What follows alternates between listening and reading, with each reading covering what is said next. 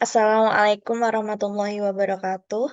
Perkenalkan nama saya Lydia Husna dengan NIM 2348201051. Baiklah, di sini saya akan menjelaskan tentang sistem saraf. Pengertian sistem saraf merupakan suatu pusat sistem yang berfungsi untuk menerima dan menerjemahkan informasi atau rangsangan dari sel-sel saraf tepi yang tersebar di seluruh bagian tubuh. Nah, selanjutnya ada fungsi. Fungsi terbagi menjadi 4. Yang pertama, menerima rangsangan eksternal dan internal. Yang kedua, mengolah rangsangan yang diterima. Yang ketiga, merespon rangsangan yang diterima. Dan yang keempat, memelihara fungsi dalam tubuh. Nah, selanjutnya ada susunan sistem saraf. Nah, susunan sistem saraf terbagi menjadi 2. Yang pertama, sistem saraf pusat, yaitu otak, enesefalon, dan medula spinalis yang merupakan pusat integrasi dan kontrol seluruh aktivitas tubuh. Nah, yang kedua, sistem saraf tepi merupakan saraf kranial dan saraf spinalis yang merupakan garis komunikasi komunikasi antara SPP dan tubuh. Nah, selanjutnya jenis sistem saraf.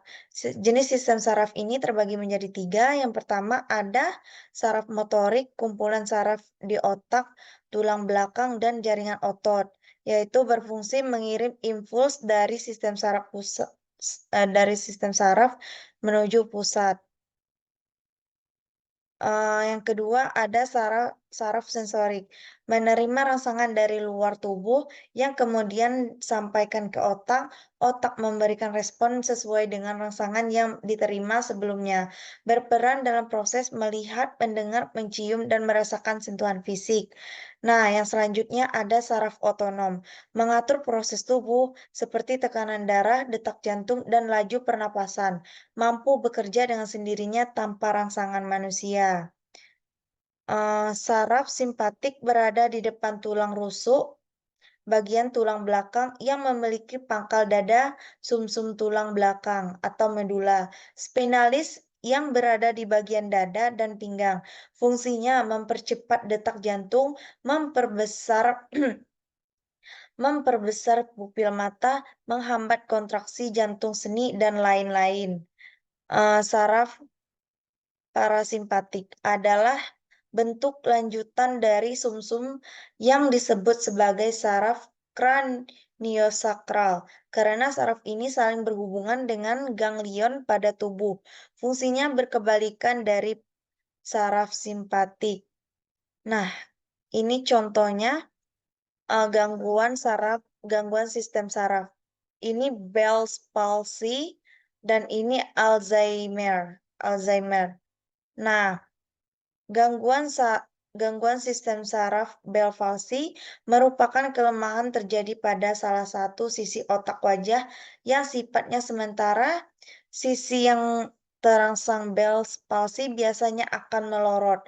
Penyebabnya otot yang terangsang biasanya terkena peradangan. Peradangan tersebut terjadi karena infeksi virus seperti virus rubella dan virus Epstein-Barr. Gejalanya kelopak mata terkulai, atau kesulitan menutup salah satu mata, kesulitan tersenyum, dan membuat gerakan wajah ngiler, sakit kepala, dan perubahan jumlah air mata atau air liur. Nah, selanjutnya gangguan sistem saraf Alzheimer.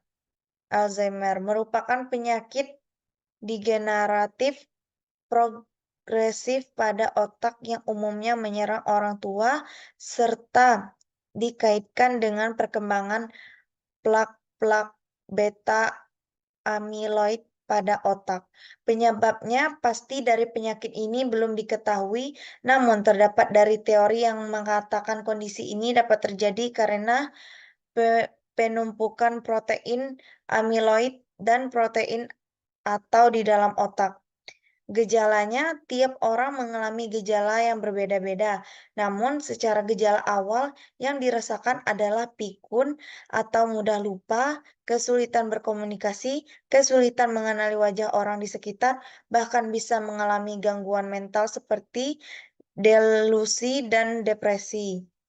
Baiklah, hanya ini yang dapat saya sampaikan. Terima kasih, semoga bermanfaat.